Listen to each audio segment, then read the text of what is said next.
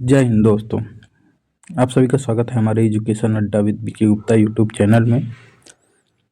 आज हम लोग देखेंगे वर्ल्ड इकोनॉमिक फोरम की जो है वार्षिक बैठक हुई थी जो 2025 में, उसी से संबंधित है।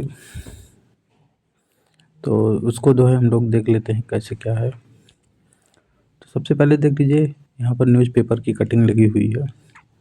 वर्ल्ड इकोनॉमिक फोरम 2025 आर्थिक मंच पर 60 देशों के सर्वोच्च नेता करेंगे मंथन। ये जो है 20 जनवरी से शुरू हुआ था। ये लगभग 20 से 25 दिन चली हुई थी ये बैठक। इसको जो है डोनाल्ड ट्रंप ने जो है यही शपथ ग्रहण के कारण ही उन्होंने ऑनलाइन इस पर लिया था, मीटिंग को जो है भाग लिया था। तो उसी से संबंधित ये लिखा हुआ है न्यूज में, जो है इसके कारण वो ऑनलाइन जो है जुड़े थे भारत के 3। तो देख लेते हैं इसमें कैसे क्या है। तो सब वर्ल्ड इकोनॉमिक फोरम है, तो सबसे पहले देख लेते हैं वर्ल्ड इकोनॉमिक फोरम की जो वार्षिक बैठक हुई थी 2025 में, चर्चा में कैसे क्या रहे क्यों नहीं। तो वर्ल्ड इकोनॉमिक फोरम की जो 2025 की बैठक थी, तो उसका कोई थीम वगैरह भी तो रहा ही होगा ना। और थीम जानने से पहले सबसे पहले जान लेते हैं कि ये हुआ कहाँ था। तो ये हुआ था स्विट्जरलैंड के दावोस में हुआ था। ये कहाँ पर हुआ था? ये स्विट्जरलैंड के दावोस शहर में हुआ था। तो जिसका जो है collaboration for the intelligent age विषय के अंतर्गत प्रमुख मुद्दों पर इसमें चर्चा करने के लिए एक साथ बैठे हुए थे। तो ये है जो हमने बोला, ये सब लिखा हुआ है इस वाले में, इस पीपीटी में। इसको पढ़ लीजिएगा आप लोग। फिर देख लेते हैं वर्ल्ड इकोनॉमिक फोरम की जो निष्कर्ष हैं, मतलब कौन कौन से मुद्दे इस पर जो है चर्चा हुई। तो सबसे पहले स्थिरता को लेकर चर्चा हुई। स्थिरता में ये बात की गई कि इस बैठक में इस बात पर बल दिया गया कि स्थिरता व्यवसाय के अनुकूलन हेतु महत्वपूर्ण है। यानी कि जो भी स्टेबिलिटी है वो व्यवसाय के अनुकूलन के लिए महत्वपूर्ण होता है तथा कंपनियों से लाभप्रदता एवं सामाजिक प्रभाव के क्रम में वैश्विक स्थिरता लक्ष्यों के साथ विकास को संरेखित करने का आग्रह किया गया है इसमें। फिर जो उभरती हुई इमर्जिंग जो टेक्नोलॉजी है उसके बारे में हुआ है। तो इस बैठक में जो है इस बात पर प्रकाश डाला गया कि एआई और ग्रीन टेक्नोलॉजी से अवसर और चुनौतियां दोनों उत्पन्न होते हैं। यानी कि जैसे आर्टिफिशियल इंटेलिजेंस जो है अगर हम यूज करेंगे,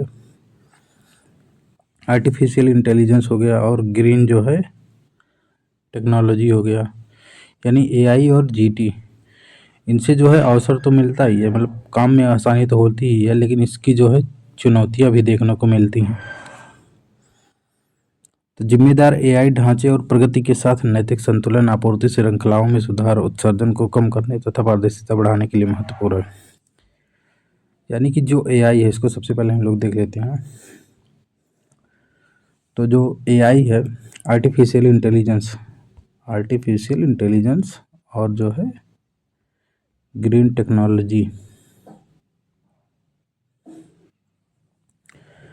इससे जो है लाभ भी होगा और कुछ ना कुछ हानि भी होंगे।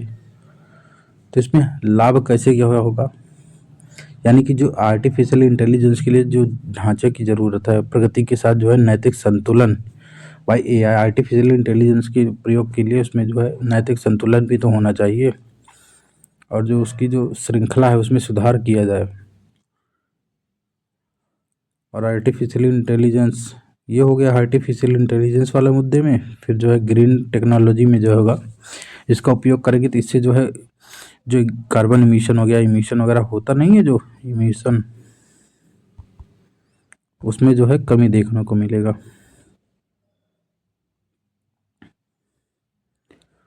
और इसके साथ ही साथ ट्रांसपेरेंसी बढ़ेगी।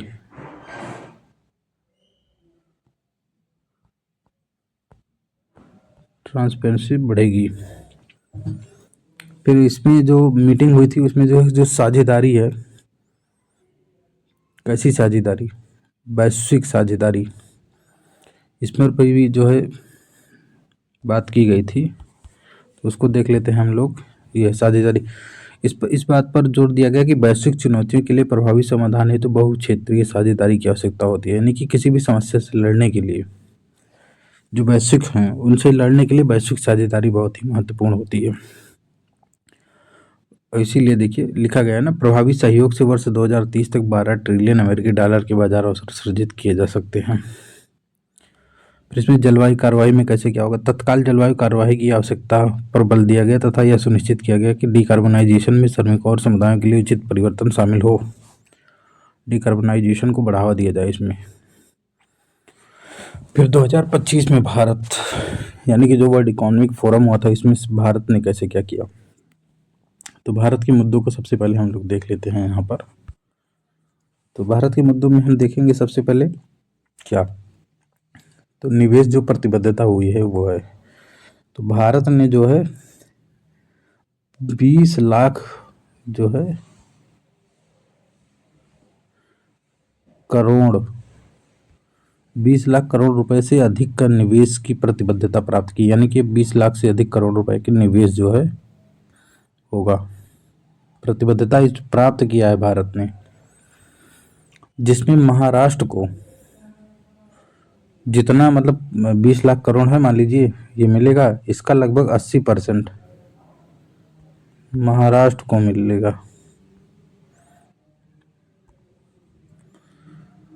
फिर इसमें और अन्य राज्यों को जो योगदान होगा वो कैसे क्या होगा, तेलंगाना जो है, तेलंगाना को भी मिलेगा। तो तेलंगाना को कितना मिलेगा, 1.79 लाख करोड़।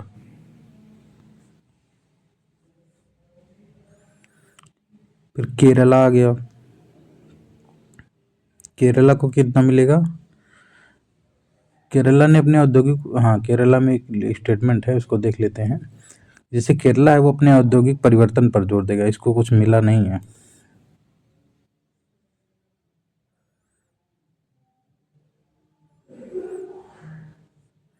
इसमें जो है उसके लिए कुछ विशेष प्रावधान किए गए हैं, उसको देख लेते हैं। तो उसको देखने से पहले देख लेते हैं इसके बारे में जो हमने किया है तो वो क्या है, इसमें देख लेते हैं। तो देखिए यहाँ पर लिखा ना, भारत ने 20 लाख जो है करोड़ रुपए, भारत ने 20 लाख करोड़ रुपए से अधिक की निवेश की प्रतिबद्धता प्राप्त की, जिसमें महाराष्ट्र का कुल 80% जो है प्राप्त होगा। राज्यों को जो तेलंगाना में 1.79 लाख करोड़ रुपए है, फिर केरल अपने औद्योगिक परिवर्तन पर जोर देगा, फिर उत्तर प्रदेश ने 2029 तक पूर्ण रूप से निर्धनता मुक्त पावर के साथ 1 ट्रिलियन अमेरिकी डॉलर की अर्थव्यवस्था बनने के अपने दृष्टिकोण पर प्रकाश डाला। फिर देख लेते हैं वर्ल्ड इकोनॉमिक फोरम के बारे में कैसे क्या है, मतलब वो स्थापना वगैरह कैसे कब हुई थी। तो वर्ल्ड इकोनॉमिक फोरम की जो स्थापना हुई थी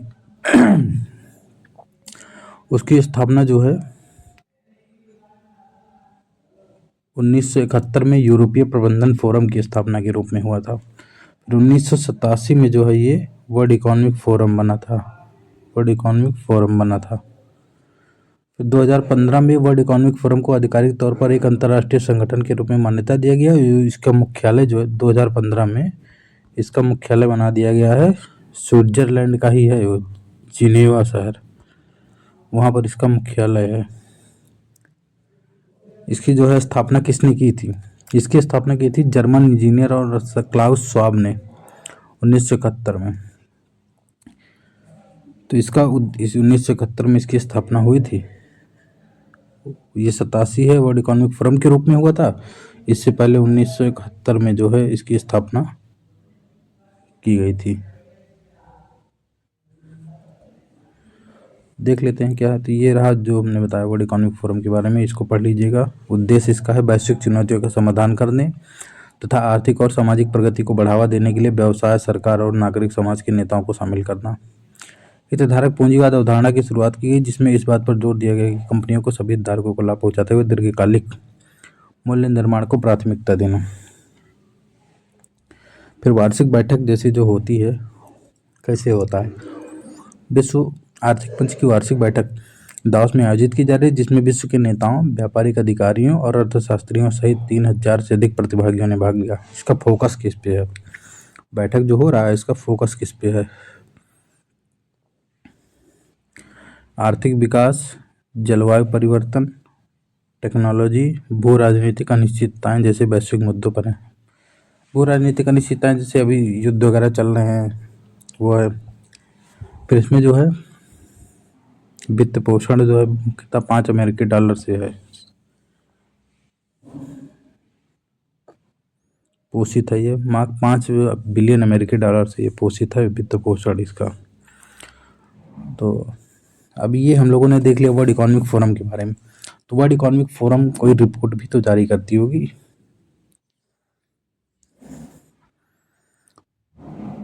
तो रिपोर्ट तो जारी करती ही है भाई। तो रिपोर्ट कौन कौन सी जारी करती है, एक लिख लीजिए आप लोग। तो वैश्विक यानी ग्लोबल प्रतिस्पर्धात्मकता कॉम्पिटिटिवनेस रिपोर्ट ये जारी करती है। फिर global gender gap report, global gender gap report, वैश्विक लैंगिक अंतराल रिपोर्ट जिसको आप लोग जानते हैं, ये हो गया वैश्विक प्रतिस्पर्धात्मक रिपोर्ट। यानी कि एक रिपोर्ट ये हो गया, एक रिपोर्ट ये हो गया, 2 रिपोर्ट हो गया। तीसरी रिपोर्ट जारी करता है ये future of jobs report, future of jobs report. चौथी रिपोर्ट जारी करता है ये वैश्विक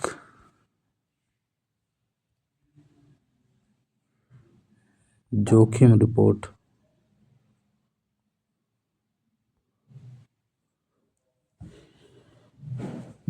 पांचवी रिपोर्ट वैश्विक यात्रा और पर्यटन रिपोर्ट, वैश्विक यात्रा और पर्यटन रिपोर्ट।